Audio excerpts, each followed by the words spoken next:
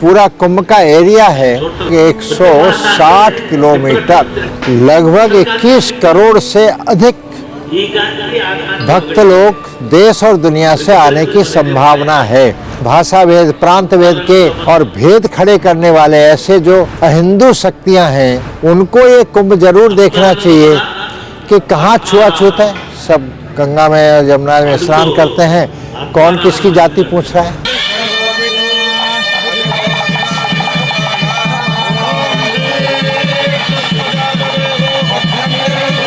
जो 27 नक्षत्र है हमारे, उनका जप करके फिर उसमें होमम करते हैं। जितना जप करेंगे उसका दशांश जो है शाम के टाइम में होम करते हैं।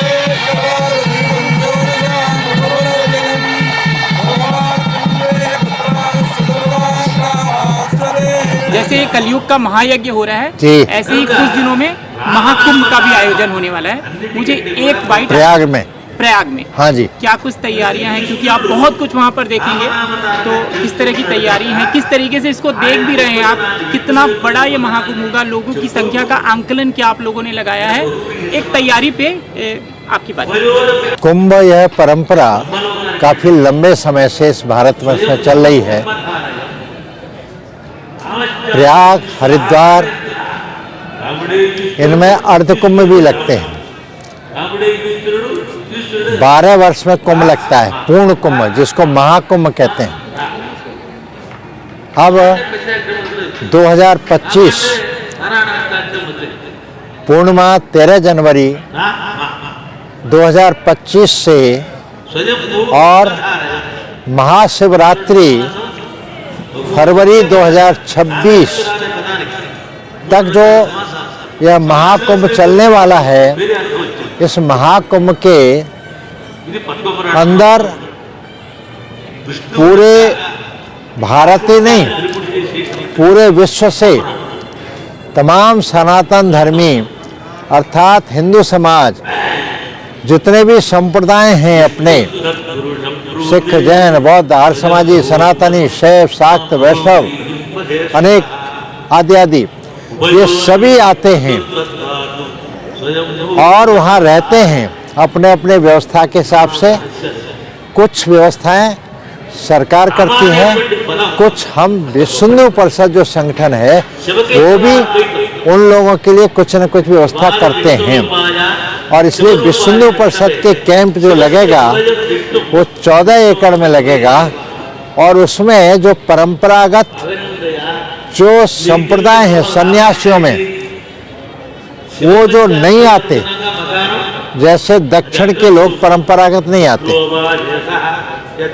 दक्षिण के तेलंगाना हो, चाहे आंध्रा हो, चाहे कर्नाटक हो, चाहे तमिल, केरल, ऐसे ही उड़ीसा है बहुत कम, बंगाल बहुत कम, पूर्वोत्तर आसाम वगैरह के सब 7 राज्य, वहाँ से कोई नहीं आता, लद्दाख वगैरह नहीं आता।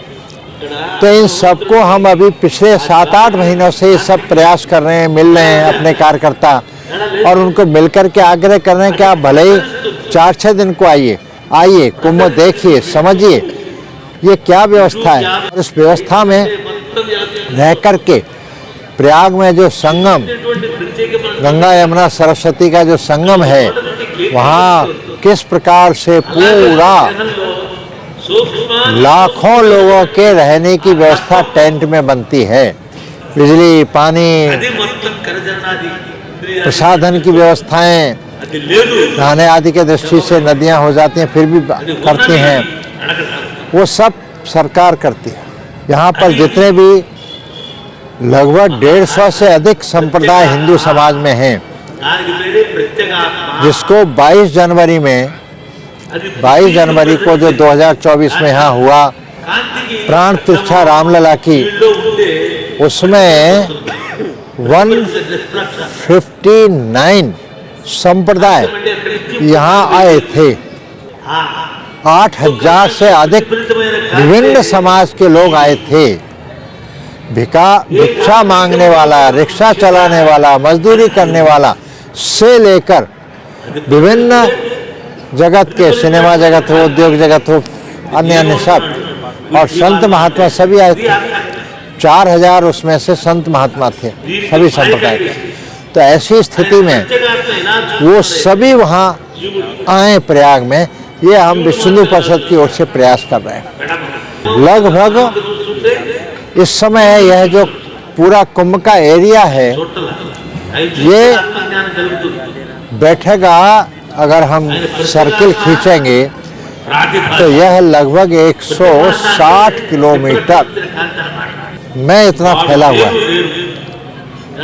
हमारा जो सरकारी आंकड़े हमको बताए जा रहे हैं, सुनने को मिल रहे हैं, लगभग 21 करोड़ से अधिक भक्त लोग देश और दुनिया से आने की संभावना है। उन्हीं के हिसाब से, और जो विभिन्न प्रकार से अगड़ा पिछड़ा, ऊंच नीच, छुआछूत, जात भेद, भाषा भेद, प्रांत भेद के और भेद खड़े करने वाले ऐसे जो अहिंदू शक्तियां हैं, उनको ये कुंभ जरूर देखना चाहिए कि कहाँ छुआछूत है। सब गंगा में, यमुना में स्नान करते हैं, कौन किसकी जाति पूछ रहा है। कोई कहीं आता है, आश्रम में बैठते हैं, भोजन करते हैं, कौन किसको पूछ रहा है कि भाई कौन तेरी जाति है, पता ही नहीं। वह हिंदू है, पर्याप्त है, सनातन धर्म में पर्याप्त है।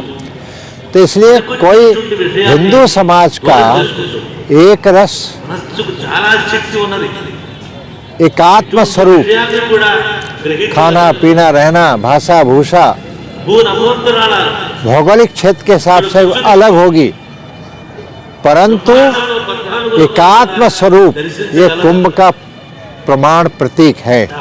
यहाँ सब वो एकात्म स्वरूप आता है। आंतरिक सांस्कृतिक एकता, हमने विभिन्न प्रांतों के जो लोकगीत होते हैं, उन लोकगीतों को रिकॉर्ड किया और उसमें से अर्थ निकाला गया।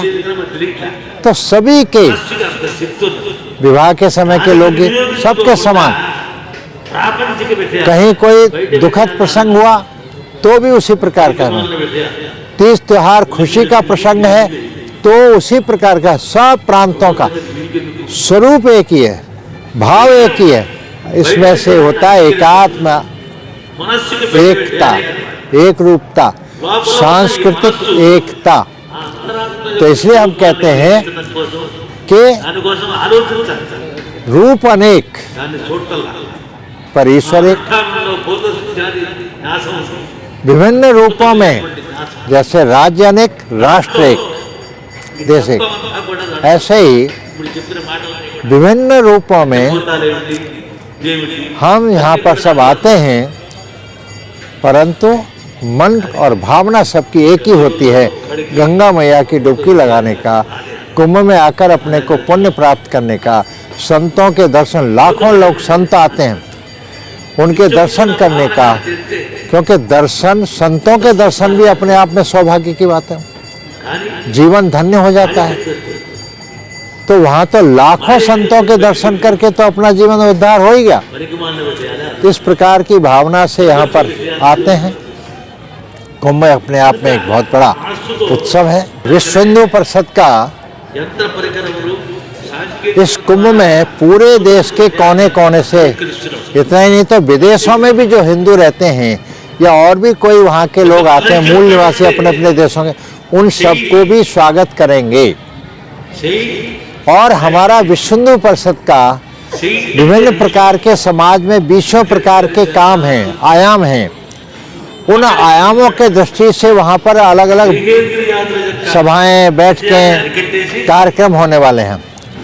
15 दिन का वेद जो पारायण करते हैं, हमारे विश्व हिंदू परिषद के 15 वेद विद्यालय जो शुक्ल यजुर्वेद उत्तर भारत में, दक्षिण में कृष्ण यजुर्वेद, जो 8-10 साल की आयु में उनको चुनते हैं और 7-8 साल में उनको पूरा कंठस्थ होता है, ऐसे बटुकों का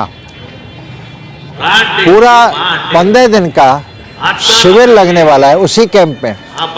और वहाँ पर विभिन्न संतों का केंद्रीय मार्गदर्शक मंडल की बैठक होगी, संत सम्मेलन होगा। 25 को शाम से लेकर के शाम को और 26 को भी शाम को संत सम्मेलन होगा, जिसमें सभी संप्रदाय के लोग आएंगे और उसमें एक संदेश समाज को देना है। विष्णु परिषद काशी विद्युत परिषद तथा विद्युत जन ने एक आचार संहिता जो लगभग 2000 वर्षों से किसी प्रकार की आचार संहिता अर्थात समय समय पे जो महापुरुषों के द्वारा जो व्यक्ति को युग के अनुसार समय के अनुसार व्यक्ति के जीवन में नित्य प्रति की दिनचर्या में जीवनचर्या में क्या क्या उसको अपना देश समाज धर्म संस्कृति के लिए नियम निभाना चाहिए, ऐसे नियमों को संक्षिप्त वर्तमान काल के लिए सनातन धर्मी हिंदू समाज के लिए वो किसी भी संप्रदाय में हो सब पर वो अपने जीवन में उतार सकें सब लोग। इस प्रकार का एक सीमित संक्षिप्त आचार संहिता के नाम पर कुछ नियम व्यक्ति के नाते से व्यक्तिगत और पारिवारिक और सामाजिक दृष्टि से वो उसको सुनकर समझकर अपने जीवन में उतार करके अपने भले के लिए परिवार समाज देश धर्म के लिए वह कुछ अपने द्वारा कल्याण कर सकें, इस प्रकार की एक आचार संहिता वहाँ घोषणा की जाएगी।